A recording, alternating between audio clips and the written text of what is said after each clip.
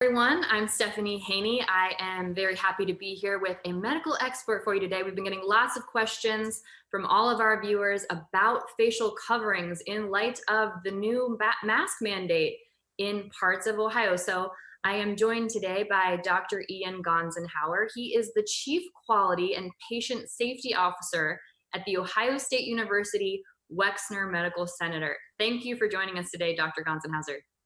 Yeah, thanks for having me on. Really happy to answer viewer questions today.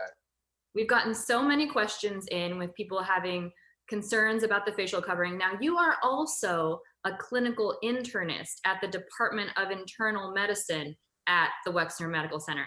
What does that mean exactly? Yeah, that's right. So I'm an adult doctor. I take care of adult patients, primarily hospitalized patients. So patients who have a serious enough illness that they need to be in the hospital. That's my line of work. We do a lot with infection management. And so I see this really coming and going every day. Okay, so you're really dealing with the whole range of different things, sort of just running the gamut of medical issues that people might be affected by. Yeah, we tend to say if you're not having surgery and you're not delivering a baby, you're probably seeing somebody like me. Okay. And Dr. G, you have particular specialty when it comes to this area that we're talking about today. Lots of people, as we said, have those questions about facial coverings because they are now required in certain parts in the state of Ohio. So we're going to really run the range of the questions today. We're going to start very general. We've got some specific questions from our viewers and our readers. Just baseline, give us some typical do's and don'ts if you're wearing a facial covering. Yeah, so the number one, I would say, wear a mask. Wear a mask whenever you're in public. Wear a mask whenever social distancing is a question for you. It's the single best thing that we can be doing to protect ourselves, our community, each other. So number one, wear the mask. I'd say if you're new to masks, some of the do's and don'ts, the major do's, find a mask that's comfortable for you, because if it's not comfortable, you're not going to wear it. So number one thing, make sure it's comfortable and you don't have a reason not to wear it. Number two, take a look at the material and make sure that the material is something that's going to be effective.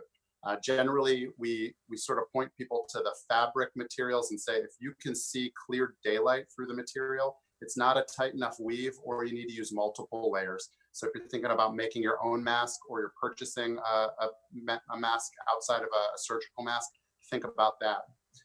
Lastly, make sure the mask covers both your mouth and your nose. They're both really important for controlling those respiratory droplets that we're concerned about. I'm glad you mentioned the fact of trying out different masks and finding out what works for you. I know I personally have gone through several different types of masks. I've had to order one. Some of them work, some of them didn't. You talk about the fabric. Is there a particular type of fabric that seems to be better for the masks? Yeah, so it really depends kind of on your personal preference. Most of the research, the data, and the evidence is built around surgical and hospital masks. That's a special material. It's a non-woven material. It's basically a plastic-based material. It's very different from the cloths that we use in normal fabric clothing and things of that nature.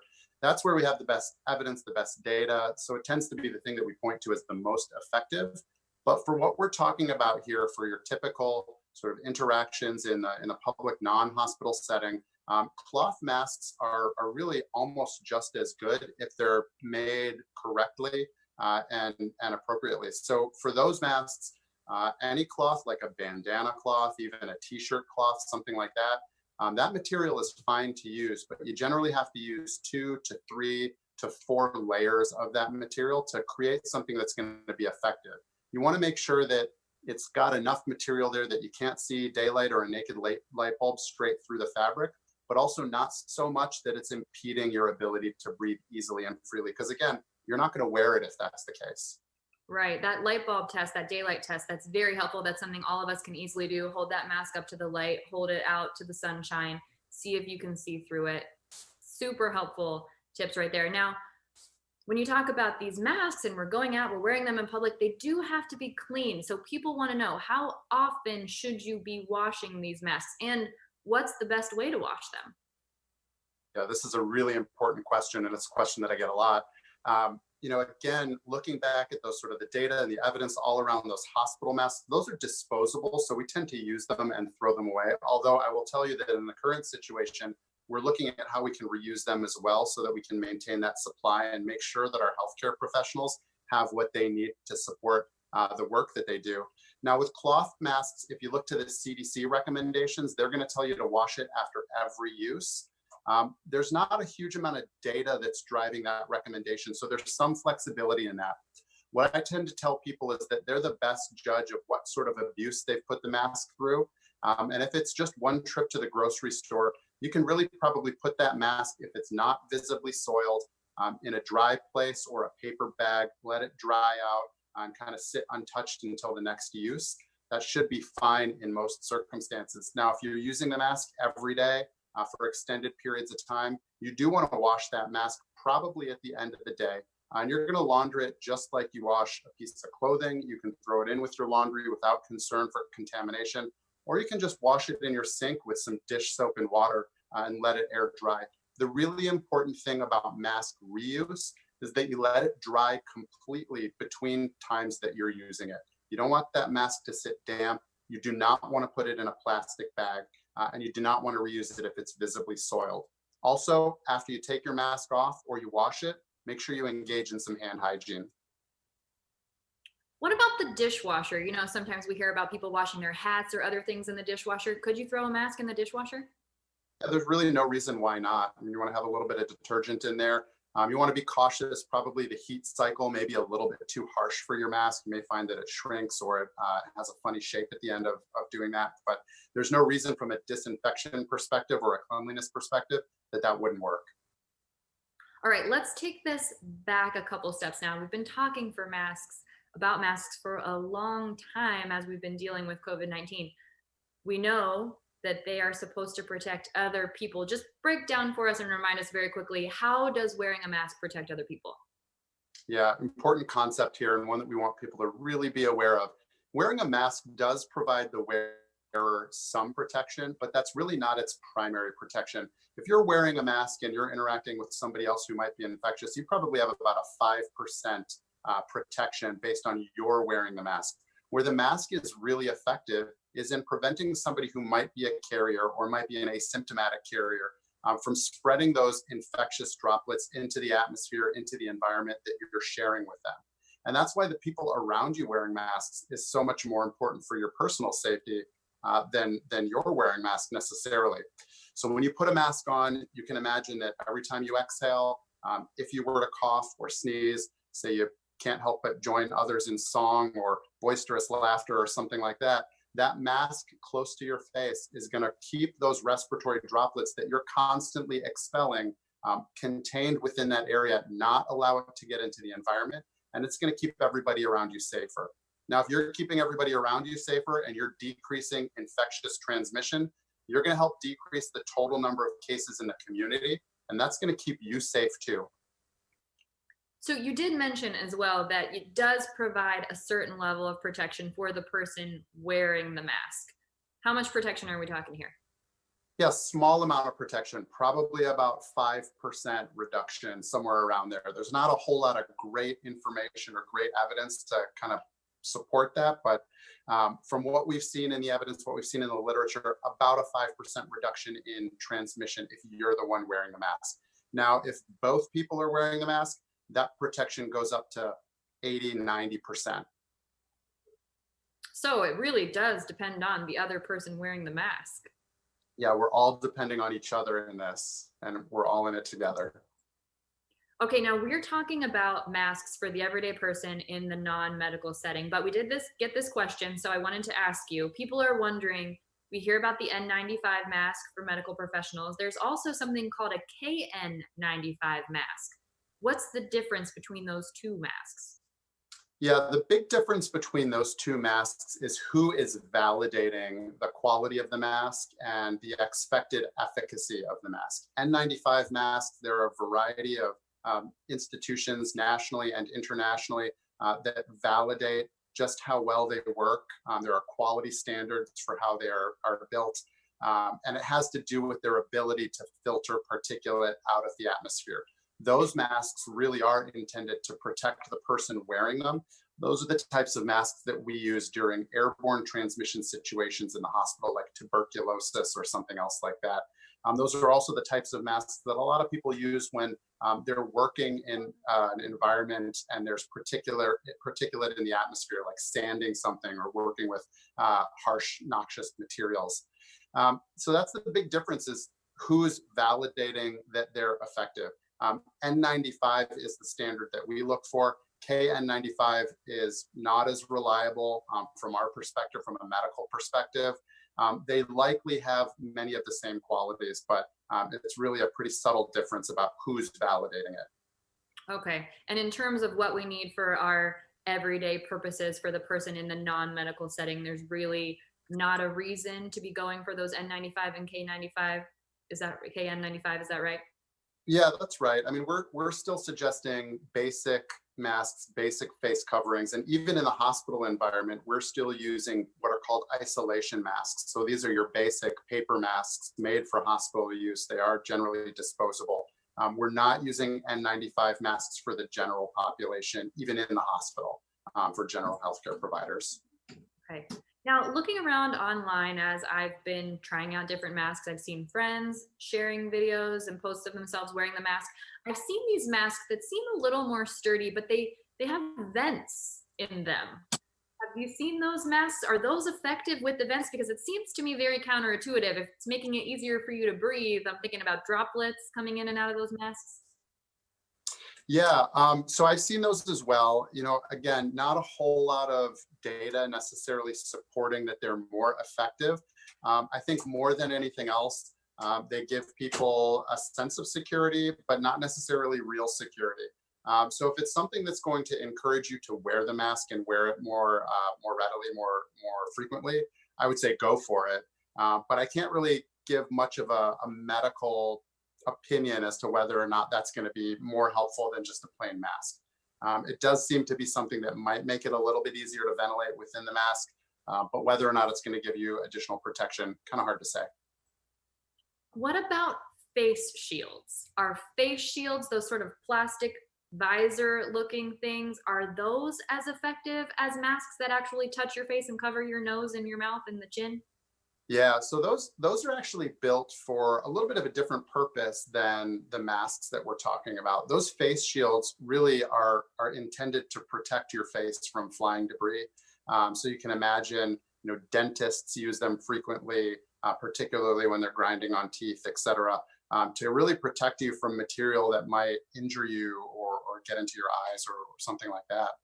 We use them in medical settings to protect from body fluid splashback. You can think about the operating room or procedural spaces. Whether or not they're as effective for controlling respiratory expulsion, so when you're actually releasing respiratory droplets, probably not quite as effective as even your most simple or basic cloth mask. But it does protect your eyes, and we do consider the eyes one of the opportunities for exposure for an individual. So a face shield plus a mask is probably more effective than either one alone, but a mask alone is going to be more effective than a face shield alone. Okay, breaking that down, good to know. So the face shield plus the mask, you're getting optimum protection. Yeah, yeah. Now let's talk about exemptions, because there are some exceptions to the order that's put into effect by the Ohio Department of Health. Here's a specific question that we got from one of our viewers. This person has a daughter with autism who can't tolerate anything on her face. So he's wondering, does that qualify as a medical exemption? Yeah, I would say that would qualify as a medical exemption. That's a situation that wearing a mask for his daughter is really intolerable. It's going to cause problems for her ability to interact with the world around. And it's going to cause heightened anxiety and stress and maybe even trauma for that individual. That's exactly the type of exemption that really is valid in this case. But they are fewer and farther between than people, I think, realize. There are a handful of behavioral health and mental health exemptions that really do make sense. The medical side of things, there are very few true exemptions, and they may amount to things like if you've just had surgery on your face, if you have burn injury or some other injury that you really can't have something contacting the face. Outside of that, there aren't a whole lot of exemptions that really are valid. Even respiratory issues can generally still tolerate wearing a face mask. That was going to be my next question for you. What are some other types of things that can bring these exemptions into play that make it difficult or maybe impossible? Are there any other behaviorally specific ones that immediately come to mind that you think people should be aware of? Yeah, if an individual can't remove a mask for themselves, that's a red flag, and that would signify that they probably shouldn't be wearing one. And those individuals who can't tolerate a mask, you want to take special care to make sure that you're not having them in an environment where a mask is really critical. So you don't want them in a crowded space. You don't want them in any space where they can't maintain very, very adequate social distance. And in fact, it would be best if they weren't in, those environments really at all, even in just general public environments, if you can avoid it. So it's very restrictive, but it's really important in maintaining their safety. Now, with this next question, I'm not talking about people who rise to that level of having that behavioral medical exemption, but what about people who just have a little bit of anxiety related to wearing masks? What are some tips that you can recommend for those people? Yeah, I think for those folks, general anxiety management tips, mindfulness activities, breathing activities, the same things that we would counsel them to have in their back pocket if they're having a panic attack or an anxious moment.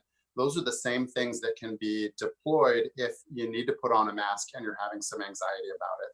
There are some incredible resources out there and great coping tools that focus on mindfulness that really help people in those situations. Let's talk about age now for a moment, because we've seen different ages throws around when it comes to who should be required to wear a mask. Under the Ohio order for the counties at that level 3 red alert, we're seeing the age is 10. We've talked about third grade for people returning back to school, but here in Cuyahoga County, the age that's been thrown around is the age of 6. So, in your medical opinion, what do you think is the right age for us to be requiring these masks? Yeah, so much data coming in, and we're learning more and more every day about how kids are potential transmitters or not of this issue, how kids are affected, and generally speaking, we're seeing that the pediatric population doesn't seem to be as affected by COVID as the adult population. Nevertheless, we still don't know their propensity to potentially spread the disease. So we do want to be cautious about that. And we want to make sure that we're doing everything that we can, again, to contain this and protect the community. For me personally, I apply some of the same ideas to children. And that is, if they can't remove the mask in an emergency, if they can't keep the mask on, if they're not mature enough to keep the mask on, and they're going to be touching it a lot, touching their face a lot, that's more detrimental, more harmful than it is beneficial. So I would use some of those cues, some of those behavioral cues, more so than a hard and fast number. I think the age is probably somewhere between 2 and 5 that kids really develop that ability to understand that they're doing this for their safety, keep the mask on and remove it if they need to. The CDC has put out the age of 2. It's not a hard and fast rule, but again, I think there's some flexibility there, and you sort of just need to address case by case what the child is capable of. All right, before we let you go here, let's talk about the mask mandate in a broader scope. So the way it works right now is if a county is at a level 3 red alert, that's when the mask requirement comes into play. Is that good enough when we're seeing counties next door that are maybe at a level 1, at a level 2, and we're thinking about, maybe one neighbor lives on one side of the county line, another one lives on the other side of the county line? Is it good enough to be at that level 3 standard?